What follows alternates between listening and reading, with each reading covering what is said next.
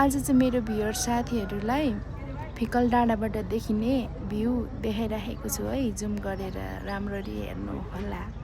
र मेरो सानो च्यानललाई पनि हजुरहरूले सब्सक्राइब गरेर सपोर्ट गर्न सक्नुहुन्छ। प्लिज सपोर्ट गरिदिनु होला, लाइक र सब्सक्राइब गरिदिनु होला है, हेरेर मात्र नजानुस्।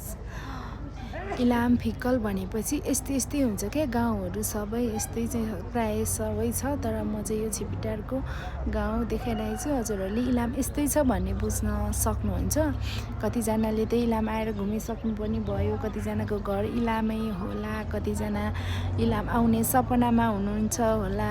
हजुरहरू कतिजना मेरो साथीहरूले भन्थ्यो क्या, टाढोको साथीहरू छ नि त, मलाई इलाम घुम्नु मन छ भनेर।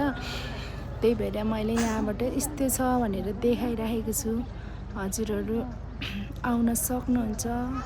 खासमा चाहिँ यस्तै हो, यहाँ आएर घुम्नुभयो भने अझै राम्रो हो। र यति भन्दै बाई बाई हजुरहरूलाई। अर्कोचोटि फेरि भिडियो लिएर आउँला।